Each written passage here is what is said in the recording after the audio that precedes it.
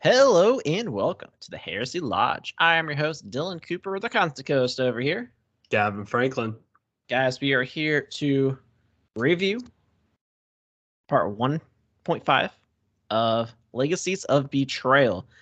Last week in the preview, we talked about how we went over the first story, Brotherhoods of the Storm, and Serpent, or the Serpent, whatever. So if you didn't catch the end of that because you didn't want it spoiled, go back, check those out. Come back here for the next, I don't know, 8 or 10 or something like that. Mm-hmm. Well, hey, that's what we're going to be doing today. Before we get into that, as always, we have our social media bullshit. Get on the Discord. It's a lot of fun. Seems to be happening every day, no matter who's available. It's kind of neat. We have enough people now where it's constantly going, all time zones. Yep. All the memes, a lot of shooting the shit. You can do that by going to our Twitter, though. It is pinned to the top at Heresy Lodge. You can always email us at theheresylodge@gmail.com. I can send you that. If you want to just give us compliments, complaints, tell us how we can do better, whatever, you can do that there as well. If you're on YouTube, like, subscribe. I can also give you the link to the Discord on there. Just ask for it. We have tips enabled on Twitter as well. If you feel like contributing to the podcast at all, it's there. No pressure. I feel like we should work on our plug. It's so long. I almost fell asleep. Yeah. I just don't know how else to say it. Yeah, I don't know. There we go. Sorry for I wasn't trained the for this. endurance. We are clearly social media experts. Yes. We passed all the SEO optimization courses for sure. Hit us up on TikTok at Heresy Lodge 17. Lodge. Gavin, what are you drinking? Are you ready for this? I don't know if you're ready for mine. This is a weird one. I had some friends down for Keeneland, and the horse racing. It was 80 degrees outside, 85 degrees outside. I had one friend that was drinking a coffee stout. I'm like, you're crazy. That sounds disgusting. Drinking a coffee stout at 1 in the afternoon, 85-degree weather. That's a recipe for disaster. Doesn't sound like a good time. So I thought this was one of his leftover coffee stouts, and I go to take a drink, and it was not. This is a live probiotics, antioxidants, USDA, organic, adaptogens, gluten-free, non-GMO, vegan, keto drink. Flying Embers, pineapple chili with a hint of ginger. Are you sure this is beer? Dude, it's 6.8%. It's a decent beer. And I don't even know what it tastes like. I can't describe it. It tastes like chili. Like a chili. It tastes like somebody took a chili pepper and soaked it and put it in water, and then you drink the water after a couple days. That sounds disgusting. It's not good. Well, are you ready for this? I think I am. From Black Dog Brewing Company, I am drinking strawberry and banana ale. Whew. I gotta tell you, it tastes like strawberry banana, and it's fucking weirded me out. I'm not really a fan of it. It actually does taste like strawberry banana? Yeah. A lot. It's really weird. As soon as you take a sip, you have the strawberry, and all aftertaste just tastes like banana. And my mouth is like, what the hell is going on in here? So I was in northern Cincinnati last weekend, and we stopped at this brewery. I don't remember what it was called. I wish I could tell you, but I don't know. And they had just the strangest beers. They had a dessert, a chocolate cake dessert beer. They had cherry beer and all these various flavored beers. So I got a flight and tried them out, and guess what? They all were bad. They were all bad. They all tasted like beer. I was like, this doesn't even have the hint of chocolate cake. This is just beer, like watered down beer. That's the worst. I will say, like, that's the one good thing about like nailers here. It's like whatever they say it's supposed to taste like is exactly what it tastes like. Yeah, but it's always the worst flavors. Man, have you had their fucking bubble gum? Oh yeah, it's like, why would I Oh, want to dude, drink it's that? it's so weird. At the fucking beer festival I went to, they were telling people to get like, oh, let's mix the blueberry and the bubble gum. It's delicious. I'm like, this isn't fucking good. This is weird. I don't want my beer to taste like bubble gum. Yeah, it's like I don't want my beer to taste like coffee. I would rather just drink coffee. I like coffee. I'll drink coffee. I won't drink coffee beer. I also like beer. I'll drink beer. See, I'm But okay with some because like if it's done well, it's really good. But they're never done well. Ever. they have at Nailers when they first opened up, they had beer infusions where you Yeah, I remember can that. infuse your beer with like this little tap they had, and they had two. There was jalapeno infusion where they just jumped like doused your beer with a shitload of jalapeno water, which is just like why? I think they Sounds still have that. I wouldn't be And hops, surprised. right? Yeah, and the other one was just straight hops. It tasted like you were licking a sink. That's pretty accurate, yeah. And I got it every time. It was like throwing some hops and God. fusion. Yep, this is still gross. Yeah. So yeah, we went through all the beer. Yep. That was a long beer conversation. No, I mean this is kind of just next week. We might have, let's say this big might have a Yes. live episode together. I'm conflicted. So next week, this weekend, actually tomorrow, today, when this episode comes out, I'll be at another tournament, and I love this. I love this, by the way. The way this tournament is organized is just an RTT, real small tournament, but the winner gets a ticket to a grand tournament. Genius. Freaking genius. I think that's how every grand tournament should be. I think because the grand tournament, you're talking like 256 people max. They should set aside, they should have like qualifying RTTs where they give 2 tickets per RTT. They have 50 RTTs. They give about 100 tickets to qualifiers, and then they sell the other 156. Yeah, I think, I think that would also help with bracketing too. yeah, well, there's the ITT tournament circuit. First off, is ridiculously stupid the way it works, but the idea of like bracketing, I think, should be a bigger thing in the tournaments. Like you go in, top players face lower tier players, like the people that purchase tickets. But then at the same time, they should eventually have like they really need to have like a final tournament. That they're doing a really good job with the open circuits because they do have a final tournament this year. I think it's in New Mexico. But and that's like whoever wins is the winner of the open circuit, but not of ITC. And I think ITC, instead of being like, well, you got this many points, needs to have the top X amount of points gets the invitation or something like that. Some Yeah. sort of qualifying thing to have a final tournament, because I don't like the idea of points being like where you end up Yeah, at it's the end weird. of it. I think that's stupid. So that's my game rant for the day. But anyway, if I don't make it, then Dylan will join me in Lexington. And if I do make it, then I'll be at that grand tournament. So I'm conflicted because I want both to happen. Yeah, where's that one at? Grand tournament it's just the Rocky Top GT in Tennessee. Well, So yeah, I hope you don't make it, but good luck. yeah. Let's see what happens. All right. Legacies of Betrayal. So last time we went over the serpent where we were just like, yep, that is indeed a ritual. Honestly, I think I talked about this last time. I really expected the demon to be like, I am Samus, just to get fucking killed again. I really hope it becomes a meme throughout. I the hope so too. I hope Samus returns like 8 or 9 more times just to die. He's like, God damn it, not again.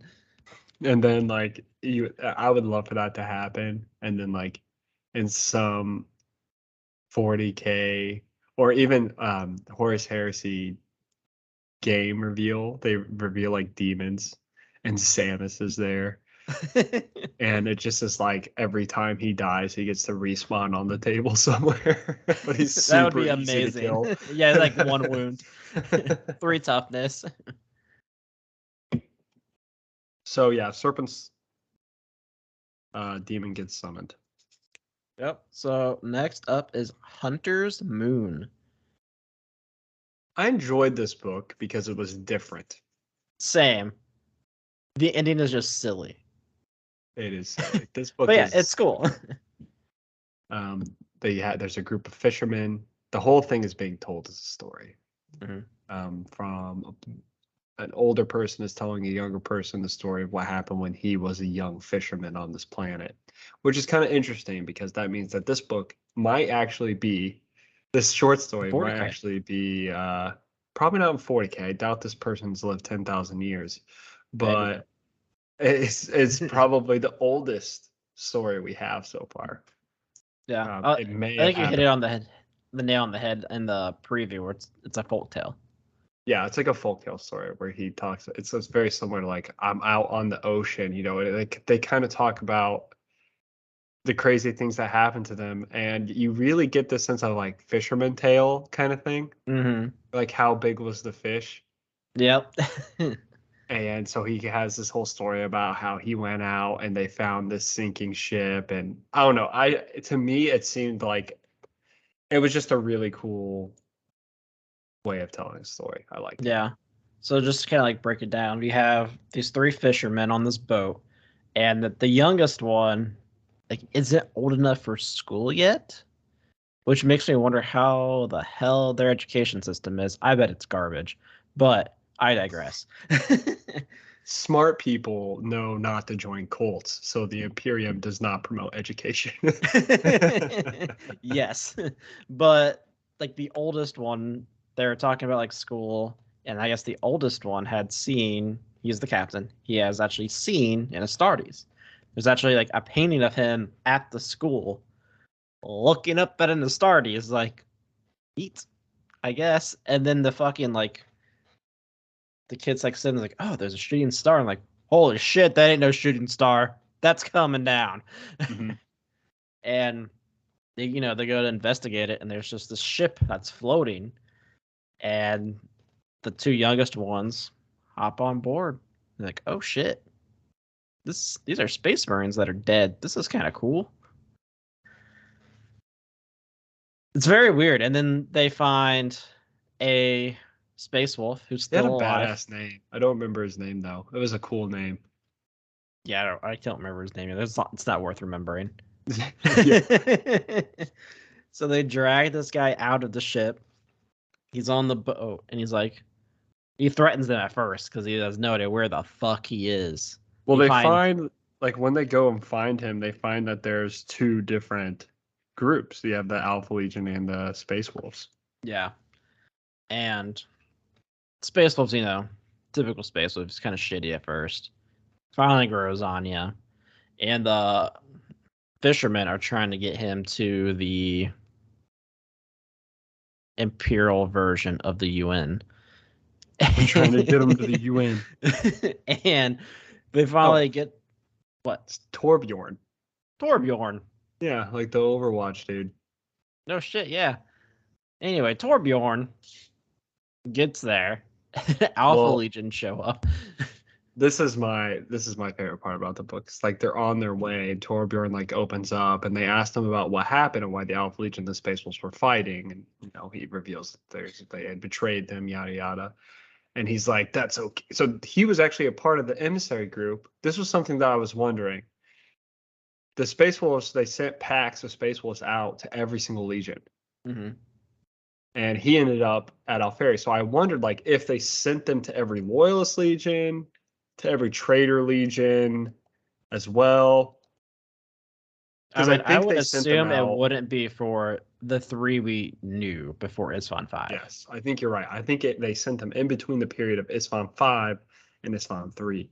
Or actually, technically, in between the period of Garo returning. Yeah. Yeah. And I don't know, it was kind of interesting. But it's so funny because he was like, the Space Wolf was like, yeah. And then I went to Alfarius and I told him that I'm here to watch him, and then Alfarius attacked me, but that's okay because I killed Alfarius. And then I I was like, laughed too. I was like, come on, man. You know. Like, all the other legions know that You they know. all call themselves Alfarius. What the fuck do you think you killed? Everyone knows this, and I just love the idea. It's like I'd be sitting there. How do you know you killed Alfarius? Because he said his name was Alfarius. And it just gets me, that moment kind of got me thinking, like, oh my gosh, like when I die, I'm going to say the craziest shit. I'm going to be like, so you were able to finally kill John Newman and then die. And then whoever's around me is like, holy shit, it's John Newman. I had no idea. I really Who's thought you were John going to Newman? say John Cena. You can't have somebody like everyone knows. You can say like any name and they'll be like, oh my gosh, that was John Newman. No idea who that is, but apparently he's important. And then next time they see John Newman, they're like, I thought you were dead. But it was some other random guy that now they don't even know the name to. Be a great way to die in war. You could just disguise yourself as Winston Churchill during World War II, apparently. Just like run in and be like, I'm Winston Churchill. I was watching this fucking comedy skit the other day, and this person was talking like I was like 16 working at a music park, and I sat down, saw this couple, and they told me that their names were John and Jane Doe. I was like, holy shit, what are the odds of that? And then he's like, and then 20 years later, I'm in my car, I'm like, holy fuck, they were fucking with me the whole time. There's no way. That's how I feel like the Alpha Legion works. Like it's such a simple thing where it's like everyone just call themselves Alfarius. Everyone just do it. Just do it. It'll be hilarious. Watch what happens. And then you have to like constantly wonder, did he kill Alfarius? Half the people, like the Space Wolves, apparently didn't even know that that's what they do. So the Well, Space Wolves shit. are like, shit, I just killed Alfarius 3 times. He The keeps part that makes popping up. no sense too, like in the book Legion, we had the fucking like Imperial Guard, and he's like, "Oh, dude, I was saved by Alfarius." And the other one's like, "Bro, they're all Alfarius. Just don't even deal with it." Trust me, it wasn't Alfarius. Or it might have been. I don't know. I None mean, of us for know all we shit. know, Alfarius could have died in Legion. Alfarius might not even exist. That's a good possibility. I mean, Alfarius did die in this book. So, short And story, I'm Primarch pretty gods. sure Alfarius died in Deliverance Lost too. So I don't know. There are a few of them. But anyway, we haven't even finished this story yet. Yes. So they get to the fucking like UN spot, and a fucking Alpha Legion ship comes down. Well, it's Space Wolf ship, but Alpha Legion people are in it. Yes, and then they they kill the Space Wolf, kill the two older boys, points the gun at the younger one. There's like, nah, and walks away and leaves him. I would have loved to have just seen them get out of the ramp and just one of the people be like, "No, I totally thought you were gonna be Space Wolves. How did you do that? That's crazy." And they're all just, I'm Alfarius. And then Torbjorn's, what? I killed Alfarius. I killed you. Like, dude, that's also not Alfarius. Come on, man, get with the program. We move on to the Veritas Ferrum. This is a prequel to Damnation of Pythos. And you know what? I think you were right on the preview for this one too. Yes. It makes the hatred make a little bit more sense. Yeah. So the premise behind this is the Ferrum actually arrived at Isfam 5 late, and everything was already in chaos by the time they got there. And one of the things that happened was Atticus was just like, let's get out of here. We'll just not worry about all this and we'll regroup somewhere else. But then he gets a hail from the Salamander guy. I can't remember his name to save my life. I would say Calabunda, but it's not It's Calabunda. a badass name. I just can't remember it. And he requests assistance. And then, like a salamander does, specifically this one, gives like this big sob story about why he needs to come back for him. I feel like most Space Marines in this situation would be like, go. Yeah, it's don't one of those. sacrifice. I think his like reasoning was like, look, like we might be the only people that can have the story to tell of Isfahan. And you know, Atticus should have just been like, I see that. I can see this. Or I'll out. tell Kadeem. Yeah, that's it. Yeah, so yeah, Kadeem's like, please, you gotta come help us. And Atticus is like, nah. And then he gets him like, but what about the Imperium? Have you given up on the Imperium? The Imperium, Atticus. So he turns back, and in the process, part of his ship gets blown up that kills like way more legionnaires Yeah, than I what think he he saved. loses 100, and he saves what, like 12? Mm. Maybe not even that many. It's at least 12. Yeah, because there were Oh yeah, Raven, I guess there was a few. Salamander, and Iron Hands contingents on there. But like that makes way more sense for him to dislike Kadeem. Yeah. That's my thought process on it. I think that's what they should have gone with in the book, because the whole idea behind like we hate the Salamanders because they turn their backs. It's even funnier too, because this proves what I thought previously was Atticus was there. Atticus wasn't even at Isfahan 5. Yeah. That it makes like his hatred would make less sense without this story, because if he wasn't there, like he'd even see them retreat. The only reason he even knows it happened is because he picked up like 12 people. Exactly. So very strange. And like you have stories of legionnaires from all three of the legions, shattered legions. They like each other still. Yeah.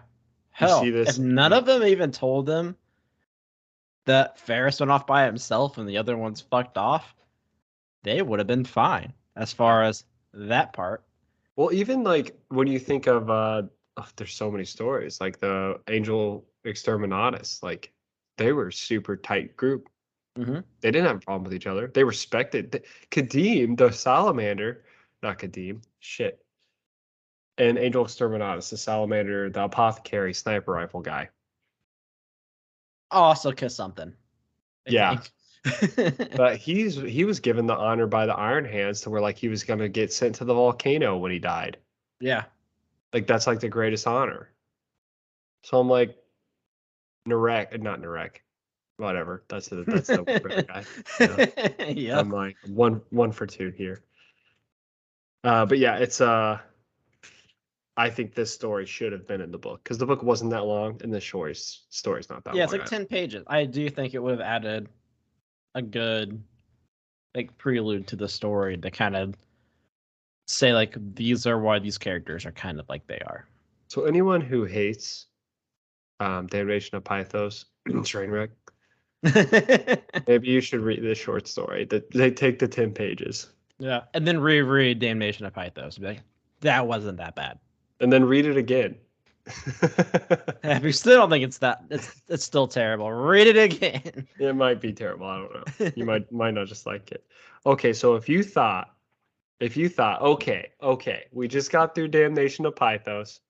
Okay, we just got a short story of a prequel, Damnation of Pythos. Surely we have to be done with Shattered Legions for a while. Well, this next short story just knocks it out of the park with all of the just stupid ass Iron Hand shit. Yes. This one's Riven, right? Yes. So, I hated this one so much. I dislike this character. This is my second least favorite so far. Really? Yeah. What was your least favorite? The fucking Titan one, Night one. Oh, that was pretty bad. Yeah. Yeah, it was. But I don't think it was as bad as this. So I think that the character in this book might be my least favorite character in the entire Horus Heresy. Wait, which one? The main character, I don't even know his name. I don't know which one is the main one. The one that's alive or the one that's dead? Exactly. So let's start off with how this short story works and why it makes no sense from the beginning. Sure. So go ahead. Yeah. Since Outcast is dead, we haven't seen any of these people. But going back to there, Crusaders. Shadow Crusaders? I don't fucking know. They're a group. They're a group of Space Marines from each legion, representing this crusade that was stationed on Terra. Yeah, And that's where the Outcast Dead was from. They all got arrested. Yeah. So, of course, there's an Iron Hand in there who I guess didn't get the memo that he was able to escape and outcast dead. So they drag his ass up and let him know he has a mission. And that is he's got to go find other Iron Hands. And at that point, I was like, man, this is going to fucking suck. Now, let's start already how stupid this is. This is why this story. It was like they wanted to show Sigismund for a couple minutes. It was John French, right? Yeah. He does all the Imperial Fist ones. That's probably he's like, man, I love me some Sigismund. So let's get him in here. So Sigismund and this other Imperial Fist dude. Let's call him Imperial Fist A. Hey man, he has a name. So Sigismund and Imperial Fist A. They wake up this Iron Hand who was imprisoned by the Custodes. And at one point in time, Imperial Fist A goes to let him out. And Sigismund is like, don't do it. And the Iron Hand is like, yeah, because if you do, I'll kill you. I'm already like, well, I'd put him back in jail. Yeah, it would be a very Imperial Fist thing to do as well. Yeah, I've been like, oh, he's gonna kill us. I guess he's going to jail. And then they basically were like, are you loyal to the Imperium? And he was like, no. You motherfuckers imprisoned me for literally zero reason. Hell no. He literally was like, you imprisoned me for nothing. I'm not loyal to you. And they're like, great. Uncuff him. Good news. Rogodorn's got a job for you. This is all making so much sense. And he's even like shit talking Sigismund, wasn't he? Yeah, he was like, I don't take orders from you. I don't take orders from Rogodorn. And Sigismund was like, great, here's some orders that Rogodorn told me to give you. They're like, wow, I cannot wait to let this loose cannon out and just see what happens. Which is a very un-Imperial Fist. Mm-hmm. I mean, everything that they fucking have their own psychers locked up in a fucking psych ward. Exactly. But this guy's fine. So they let him out and they're like, we need you to go find other Iron Hands. And if I was this guy, I would have been like, are you kidding me? Have you seen those guys? You do not want them at Terra. This is what I actually think occurred based off of all. He didn't even know Ferrus Manus was dead at that time. Sigismund's the one that told him. Yeah, this is what I think happened. Rogodorn and Sigismund are sitting down trying to figure out how to best plan the strategy in defense Terra. And well, hold on. Sigismund's in the corner. He's still in timeout. That's true. That's okay. I figured out what's happening. Rogodorn is sitting there by himself because he hates everybody, trying to figure out the best defenses of Terra. And he's scrolling through all of the data of the people that he has available to him. And this Iron Hand comes across the screen. I must imagine this is like LinkedIn.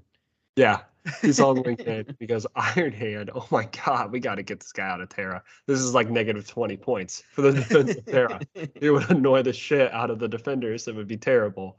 They will just rush in. They'll go over the goddamn wall.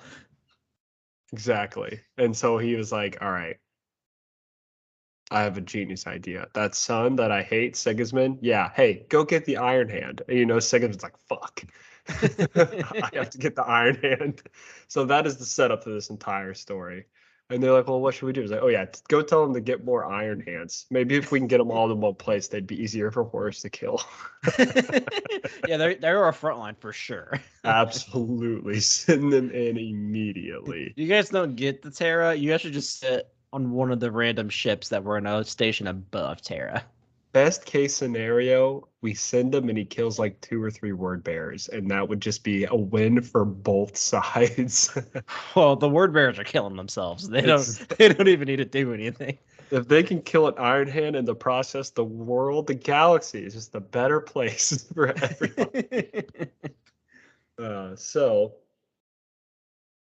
he goes out with Imperial Fist A, and I have no idea what the fuck this dude did to deserve this job. Imperial Fist A must have been at the wrong place at the wrong time.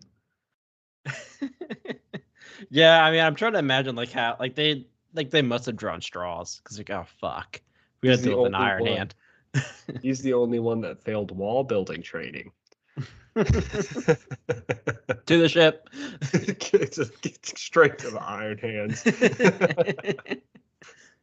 It's like, sir, what if instead of building a wall here, we built a bridge?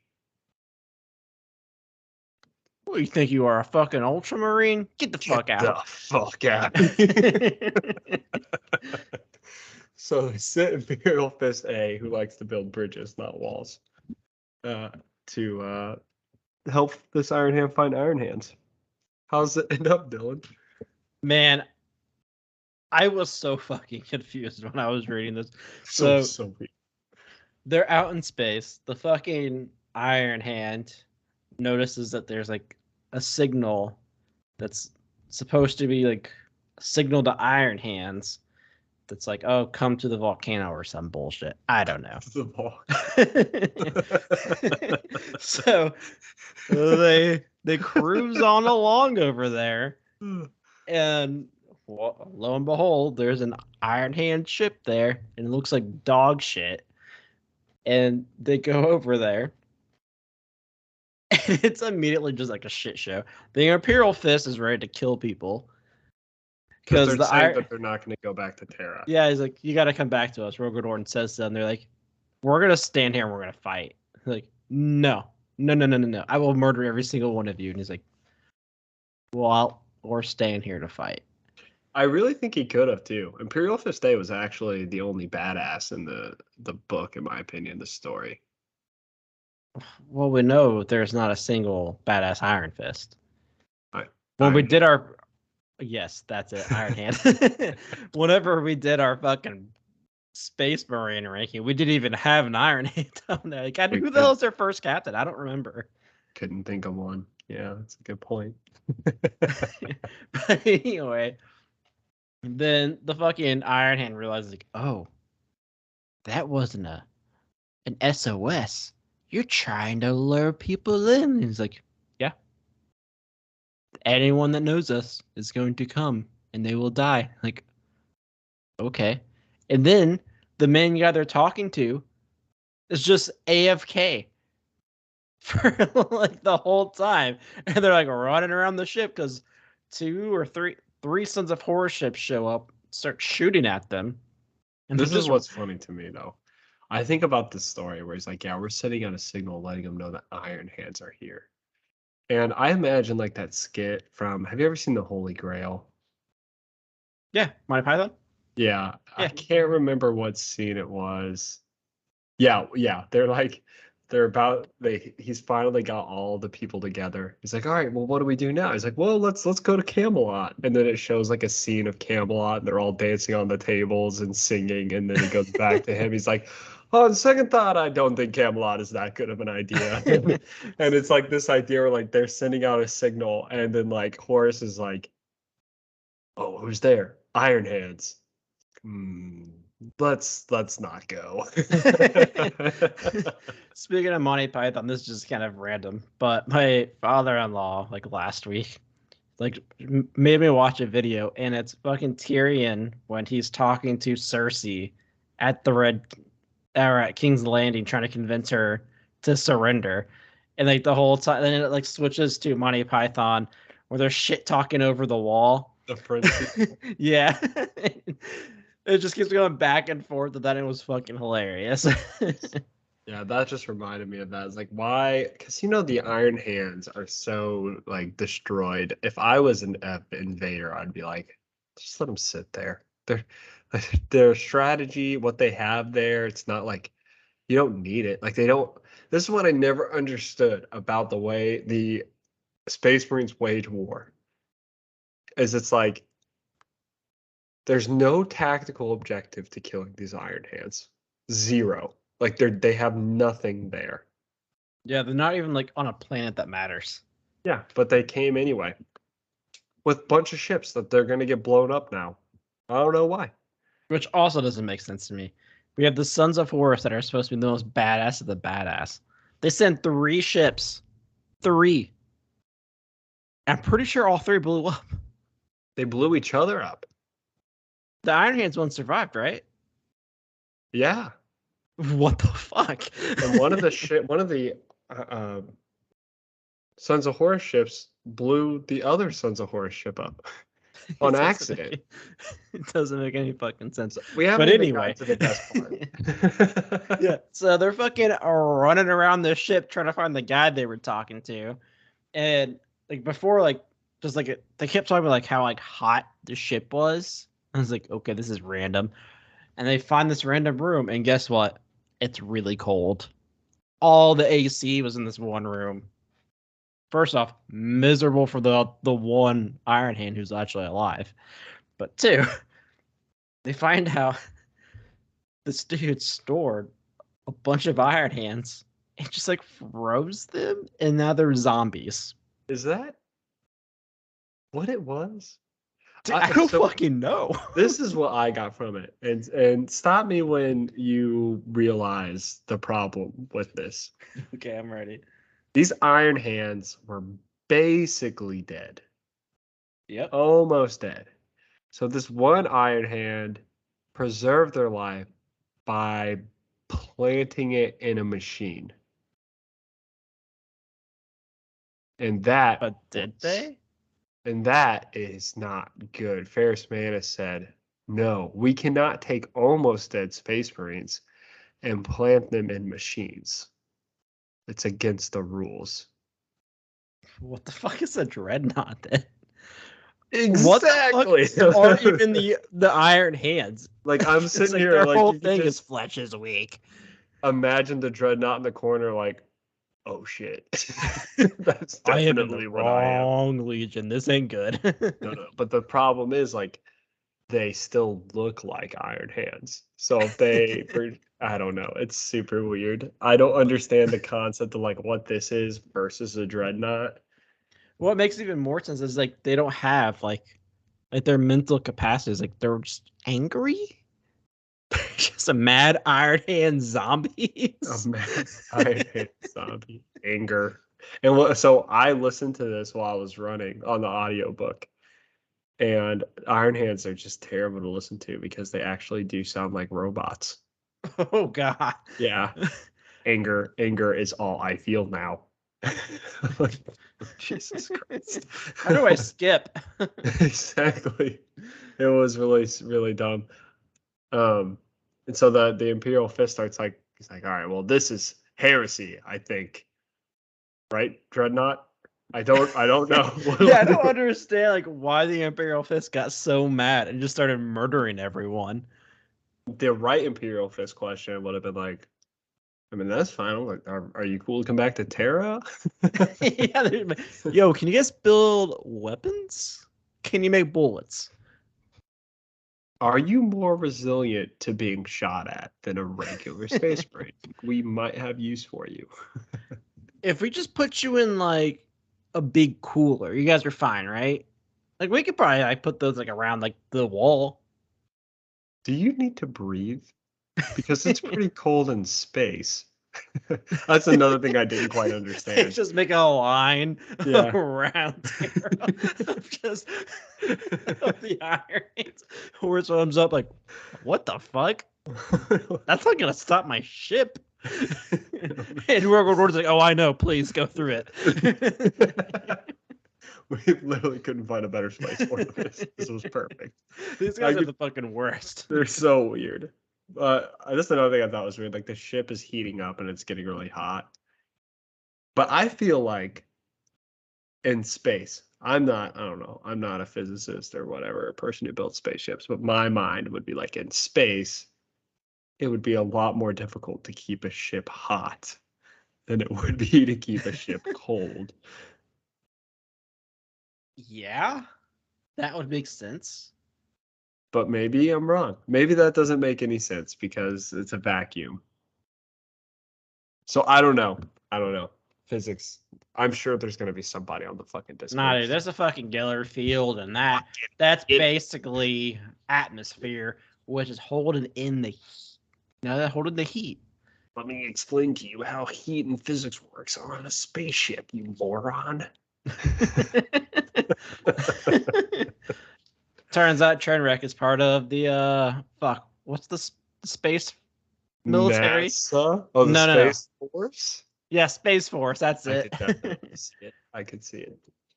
I couldn't. We need our best and brightest on this force immediately. Which one of you guys like Warhammer? Oh, me. Perfect. So, yeah, they unleashed the zombie Iron Hands to go kill the Sons of Horus, and I guess it worked. Yeah, which makes no fucking sense. Yeah. And then they chained up the Imperial Fist dude, and they were like, okay, go back to Terra and tell them to send the signal, come to the volcano, but add the special word. He's like, what's the special word? Awaken. Oh shit. Yeah, because the main Iron Hand guy became a zombie because the Imperial Fist killed him. Because he's like, nah, man, you guys are fucking suck. Yeah. So it became a zombie. Now they're sending him back. I can imagine, like they find it and like pick him up. The Imperial Fist's like, oh, well, what happened? It's like, well, I failed, but he's still alive, and he found more, and now they're worse. They're zombies. Dad, I don't know how to tell you this. The Iron Hands are actually all zombies. Like I don't know what to do. Here's the code. That they'll come back. So Rogaldorn is like, perfect, kill that guy. Quick, and then let's bury this code so far down. What did we do to the send Lost Prime? Sigismund to the fucking like Mars, and then say the code so they just show up over there and not on Terra. No, I would be like, what did we do to the 2 Lost Primarchs? Can we do the same thing to this code? To make sure that this never happens. Keep them as far away from here. Actually, let's get Horus on the phone. Let them know where some of them are. Hey man, this is the code. This is you use it and all the Iron Hands will just fucking show up. Oh God, why are you telling me this forbidden knowledge? Please use the code.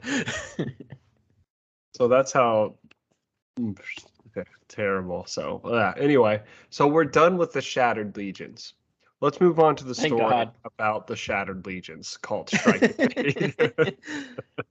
At least this was a short one, and this was mostly Salamanders. Which are, I like the Salamanders. But I think so far in the books, it's hard to tell. So this is how I think of it, right?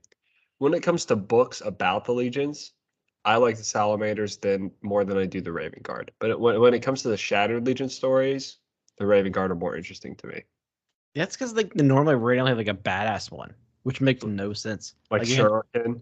Yeah, like him. Hell, even the one in Damnation of Pythos is way cooler than fucking Corvus Corax.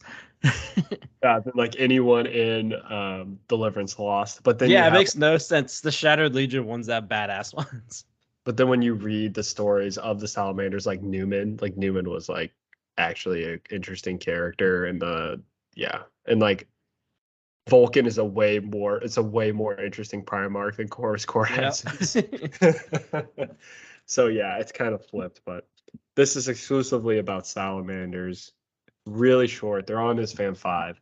This is a cool story. I kind of wish after reading this and after reading some other things, they would just release like an Isfam 5 book. Like there should be like a collection of short stories on Isfam 5, and that's it.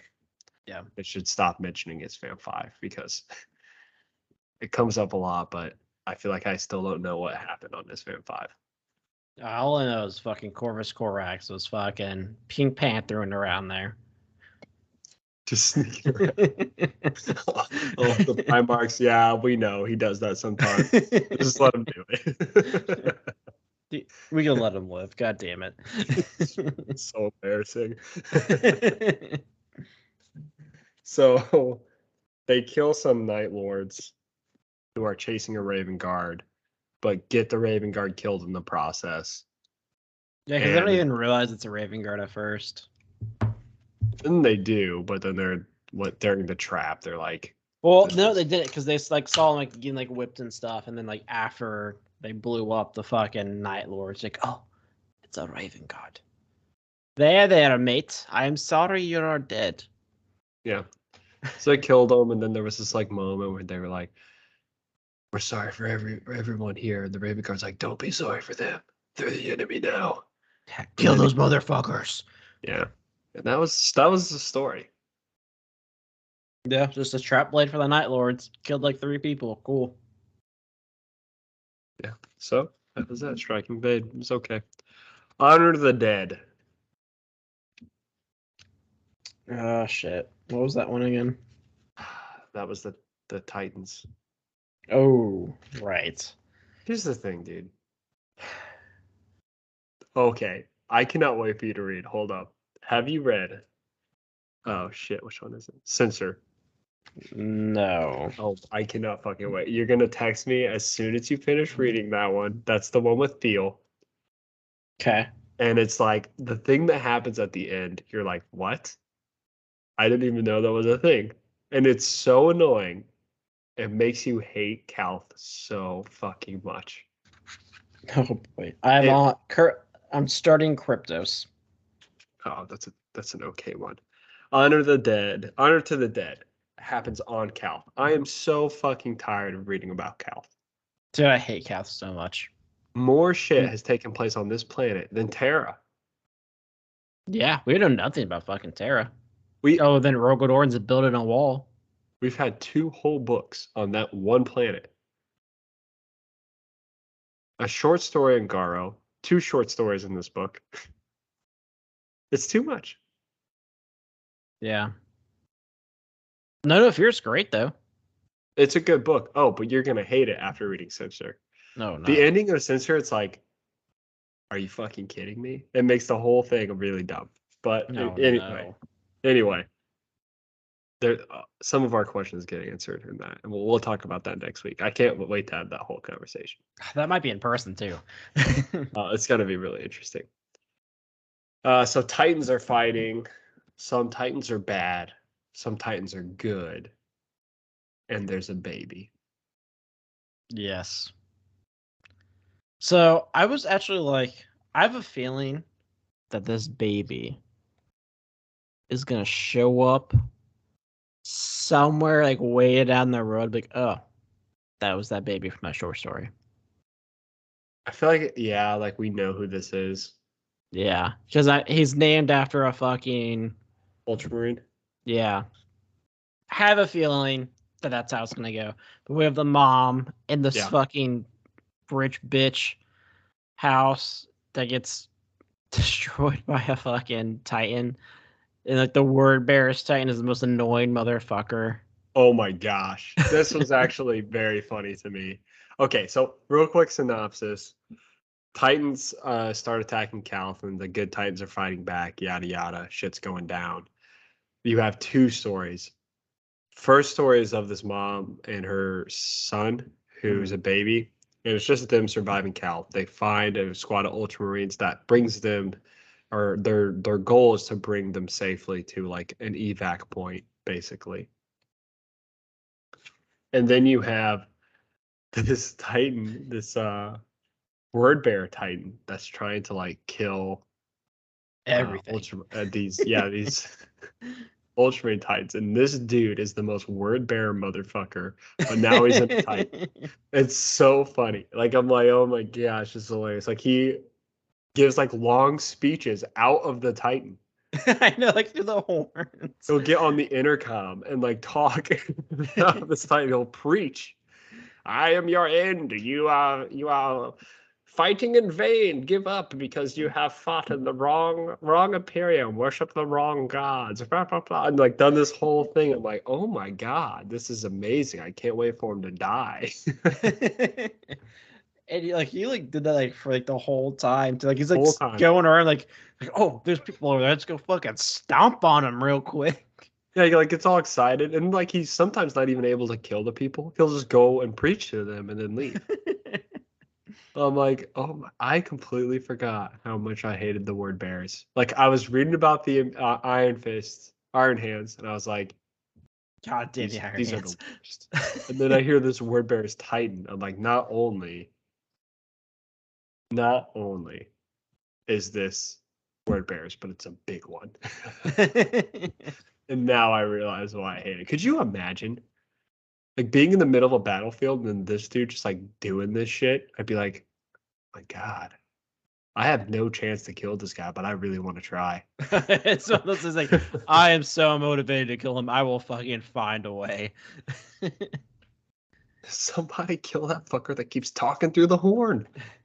Yeah, but anyway, for the story, this woman, she like hides away, and like people like go into that like destroyed house. They get killed by Ultramarines. The Ultramarines uncover her hideout. She's fucking bleeding, so they carry her to a rendezvous point. And as they're going down, like, oh shit, there's a big ass Titan over there. Let's go hide. And they're hiding from this Titan. And then their own Titan is like, hey, I want to kill that Titan. Fucking shoots through their building that they're in. Like, yeah, well, what the fuck? That's how I read it too, I think. I don't know. I get very zoned out in Titan battles. I do too, because it's like, I don't know what's happening. How big are you? Are you a foot tall? Are you 300 meters in the air? I don't know. Yeah. And it's like there would be things where like this, they would be like, he got inside his void shields and then did like a kapow and then it blew up and it leveled a city. At one point they're And then- sprinting, and I'm like trying to imagine it fucking sprinting. Yeah. Yeah. It sounds so stupid. Wouldn't it like there'd be like earthquakes? I don't fucking know. But maybe All I know, not. those roads probably cannot take it. Yeah. And like, you know what's so I don't know. I think like Titans on actual Titans. Warhound Titans, I think look really fucking stupid. But on like the 40K like game, they look really badass. I'm like, They that's do. cool. Reading about them, I'm like, I just couldn't give a shit less about Yep. this Titan and the shit that it's doing. So this was kind of rough. But basically the mom dies. The dumbass word bearer Titan dies. And Ultramarine dies protecting the woman who And died. the baby. Yeah. Who died. But then we got the baby lives. Yeah, So that's why I that's think like the baby's gonna be like someone that pops up one day. Like, oh, my history. I was saved by Ultramarines. I became Ultramarine and I kill everything. Yeah, I can see it. This like the most important character origin story. It's in the short story in Shattered Legions. Yeah, but about he's gonna be Titans. like a 40k fucking like god. Where'd this guy come from? Well, do you remember that Shattered Legions book, the short story about the Titans? Yeah, he was a baby in that. I'm like, cool. Now I have to go Shit, read I about remember that guy. Titans. Praxis the 35th. Butcher's Nails by ADB. I love ADB, man. ADB's great. This is a good story. Cranston called me a kiss ass to ADB, and I think that's true. I would kiss ADB's ass. I do more than kiss his ass. Yeah, it's a good story. Essentially, I like this story because it goes into, it just shows me that Lorgar is actually still an idiot. Yeah, his revelation came from a fucking Eldar. Yeah, so at the end of this short story, you get the idea where it's like, in Betrayer, Lorgar is using the slaughtering of Ultramar in order to convert Angron into a demon. And you're like, wow, Lorgar, that was some deep shit you just did. But at the end of this book, you find out that like he had no idea that that was going to happen. And then some like Eldar dude was like, oh, this is the Korn's son. Were And these Lorgar's Dark like, Eldar? I think so. I think Okay. so too, which makes me wonder like why they were trying to stop them. The Dark Eldar do not like chaos. But I figured they would be, too busy doing shit. This is fine for them. As long as they're it? killing. It just so happens to work out for Did them. they do any killing? It seems like they all died. Yeah, they all died. They sucked. But they're like, listen, we went through the birth of one chaos god. We don't want to fuck around with that anymore. So yeah, I think this story basically talks about how at the beginning when they tried to go on the Crusade in Ultramar, how terrible it was to work with Angron, and how Lorgar just kind of put up with it until he said no more, and then almost went to war with Angron. Yeah, and and then they get attacked by random Dark Eldar, and like, oh, we're cool again. It's so funny, like the Eldar are so unbelievably stupid. How dare you, monkey? In all of these books, they're just so unbelievably stupid. Like Hey, if they would man. have just like sent a little ship. Eldrad, so smart. What do you mean? Eldrad is talking to John with like stupid riddles that make no sense. You'll He's know like, when you know. You'll know when you know here in like 20 minutes. Why don't you just tell him now? It's like way too complicated. Oh, that sword can be used to kill perpetuals. Oh shit, you could have told me that. That wasn't that hard. That wasn't like a crazy thing. But then yeah, this one they could have just been like, oh, those guys are about to go to war. If the Eldar didn't show up, Angron would have went to war with Lorgar. Problem solved. That honestly. And then yeah, so many problems solved for the Imperium and for the traders. You get rid of Lorgar. Honestly, it made the whole fucking Horses team more likable. Yeah, I would agree. And you have this like weird Eldar intervention, and so Lorgar and Angron go to war with each other, not against each other, and they ended up being friends over that, and they had to chase the Eldar across Ultramar, and Lorgar's like, "That's not our job," and Angron's like, "Listen, like, why don't you just come with me? It'll be fun. We'll have a good time. We'll just kill some Eldar."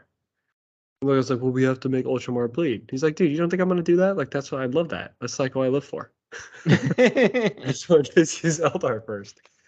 And it's really interesting because he's definitely the Primarch. It's like the semblance of ADHD. Yeah.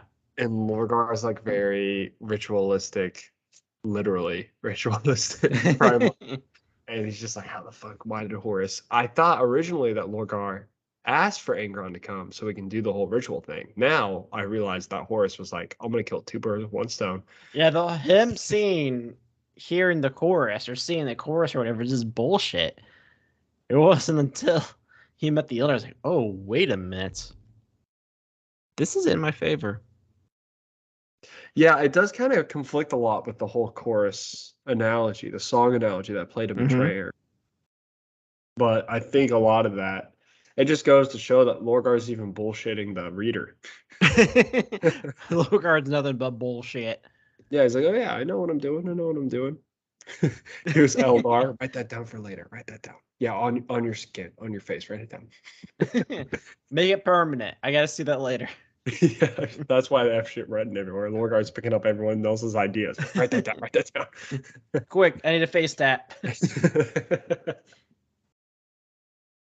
But yeah, so they fight the Dark Eldar, and the scene, I don't know why I laughed, but like as like they're in like the command room of the Eldar ship, it's like bodies hanging around. He's like, "You ever been on a Night Lord ship, like the main one?" He's like, "Aaron's like, nah." He's like, "This looks exactly like Conrad Kurz's bedroom."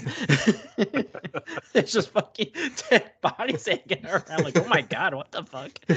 Yeah, that's really the way that you just said that was a lot funnier than the way I read it. Because I could just imagine Laura like just sitting there battling, and you're just looking around. Huh?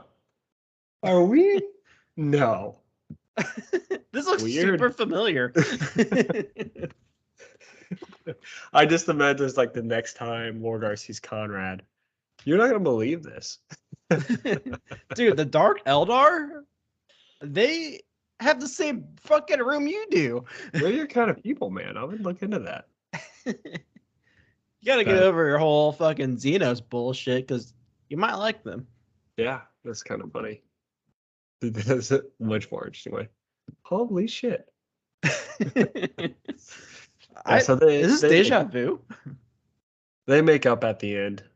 We get to see like a really cool. I really, really like their captain of the Conqueror. Oh, yes. Saren, Yeah, she's cool. Tara. Yeah. Yeah, she's badass. Also, so I wanted to. The Eldar mentions that there's going to be 2 worshippers of Khorne, or like champions of Khorne. What? Where'd you see that? That was like how it ended. It was like there's already 1 or something of the 8 path or whatever. So in my opinion, I thought Lorgar already had someone else in mind, but when they mentioned that, it's like, oh, Engron 2. Let me check. Let me see if I can find it. Not the change in Lorgar page. Come on. It's right here. That's so close. Okay, hold up.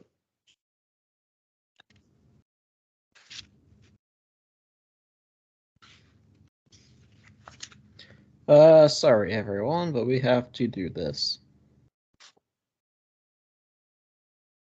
Hmm.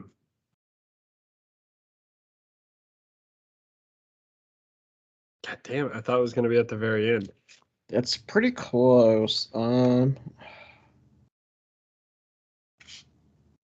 no. This is what it is. Okay, so I'm looking at it now. The Eldar says 2 Monkey God princes. There was only supposed to be 1. Yeah. The one to become the Blood God's son. So it's not that there was supposed to be only 1. It just means like he was only expecting Angron to be there. He didn't realize Lorgar was there too, which is why he lost. Essentially, is what he's saying. Not saying that there were supposed to be 2 princes of Khorne. He was just like 2. So he said 2 God princes, meaning like 2 Primarchs. There was only supposed to be 1. You know. Gotcha. Yeah. That makes sense. But I was like, damn, was this a fucking hint that Karn's gonna be more than that? Yeah.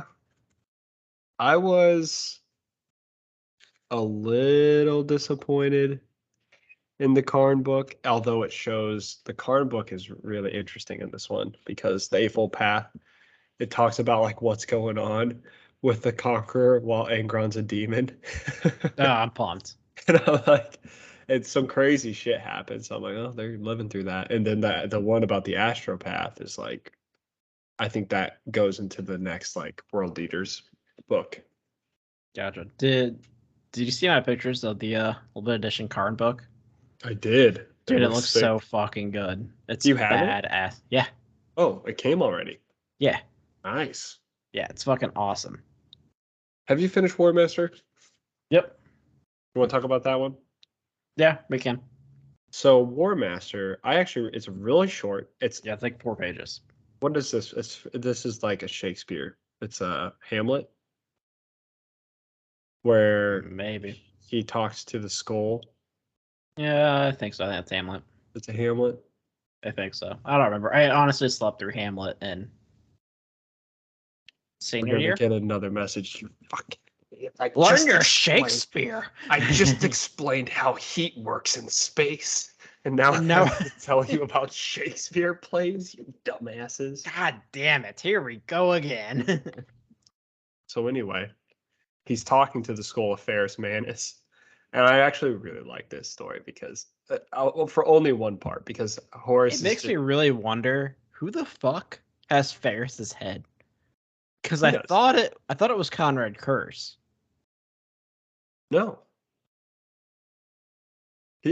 Horus has a skull. Does Conrad have his fucking body? No, I think his body. When did you see that Conrad had his body? If fucking Vulcan lives, what the fuck was Manus's thing the whole time? Was there nothing of Manus there? Yeah, it was just a vision in Vulcan's head. Well, it wasn't Vulcan's head. Or a vision of Ferris. It was a vision in Vulcan's head. Well, that's fucking stupid. It's not like it was like literally Ferris's body just chilling out. Hey, how you doing? I mean, that would make a lot of sense of Conrad Curse to do. He has fucking bodies hanging in his bedroom. Well, how would that work? Because he was beheaded. You think Conrad just sewed it back on? It wasn't like a Beetlejuice situation. Well, I was imagining I imagine it was just the head, and Vulcan was imagining the rest of him as to like talk to him. No, I don't think so. I think that was just like Vulcan going crazy after getting killed a few hundred times. They just quit being a little bitch. So anyway, he's talking to Varys's head, one of them. I mean, it's like the Anatham story. It's like, where the fuck is this sword? But one thing that I like about this is the only thing I really remember about it is Horus was like, I really got left with the broken Primarchs. I drew the short end of the stick. Then he's like shit talks fucking Gilman. He's like, damn, I wish Gilman was on my team. It's like, oh, Gilman fucking sucks. What a piece of shit, man. He's awesome though. Man, all he does is fucking read his little book, but man, that would be so useful right now. At least I'd have someone to talk to that wasn't fucking piece of shit. He's like, I've got, let's see, who do I got? Comrade Kurz. I can use that. Florgar, Angron, Fulgrim, don't even get me started. Mortarion wants to literally kill me. He tried to. He actually did, but I came back through a portal. And then like the only thing is like poor Rabo was cool, but fucking Fulgrim did some weird snake shit to him. I don't even know where he's at. And then he's like, and then there's Alfarius. I don't even fucking know. I don't think he knows. Such a deceitful little motherfucker. Alfarius might be on their side. I don't know. So it's all, I love that, like, seeing where he's like, it's kind of this moment where Horus was like, I'm fucked. But and also he was like, I wish I had you. And I was like, but why? That was yeah. One thing that I also did like was he did say that he felt as if the war was already lost. Like he lost. And like Mortarion was just kind of like waiting it out. Everyone's just kind of like wait it out, which is what some of the Primarchs are thinking. But I think one interesting aspect is like the Loyalists are also thinking the same thing. Yeah. So both sides feel defeated. Isfan was such a big deal because if Isfan didn't happen, the traders would have just gotten demolished. But since Isfan happened, it's like all of a sudden. Isfan. I think Magnus is bullshit, and making the Emperor be busy made it even worse for the Loyalists. That's a good point. I mean, if he wasn't stuck fucking fighting a bunch of goddamn demons all day, he would have him and the full fucking custodes. Yeah. I mean, you have to really think about at this point, what were the major factors in the war? And I think the biggest ones for me is Fan 5. Huge. I think that's the biggest one. Yeah. I think if like before the Siege of Terra, Isfan 5 will always be the biggest thing. Destroying 2 legions, 2.5 right up front, huge. Magnus, also huge. Communicating with the Emperor. Calth, although I think less important after you read Censure. And honestly, I think the fourth one was the Khan making his decision. Yeah. Yeah, I mean, I feel like the Khan is a big swing. Mm-hmm. And he's one of those really big swing states. He's Illinois. Mm-hmm. Mm. Or is it Ohio? It's Ohio. No, Illinois is pretty decided. Yeah, Ohio is what I meant. Yeah, it's interesting because like there's really not too much. Like you think like Vulcan lives, okay. Yeah. Like cool, Salamanders are still dead. Overall usefulness, not really. Horus was not banking on getting Sanguinius. Erebus was, but Horus was like, no, it's just not going to happen. Yeah, I mean, he knew. Like, he's like fucking changing. His dad's bitch. And like, honestly, I think one of the other big things that really worked out, another big important event, was just how effective Conrad Kurz was. I don't think Yeah. anyone expected that to happen. So I think Horus is like, oh fuck, like I had like a ringer I didn't even know about. Like, oh shit, Conrad's taking on 3 Primarchs by himself? Hell yeah! Occupied the First Legion for like 2 years. First Legion is occupying Gilliman. He's fucking killed Vulcan like 35 million times. Yeah, Conrad's really lifting his weight. But I think like that is He's all actually offset. carrying the heresy. Yeah, him and Alfarius are actually really carrying the evil Primarch team. Horus ain't doing shit. Horus hasn't done anything other than get more power. Mortarion's worthless. Fulgrim has come like the opposite of worthless. Like Fulgrim has done absolutely nothing. And Fulgrim's just gonna like, how can I get more fucked up? And Portarabo's like, I cannot wait to help as much as I can. And then Fulgrim was like, watch this. Let's not do that. It's like, look, man, let's do this. Let's snort a line, take a shot.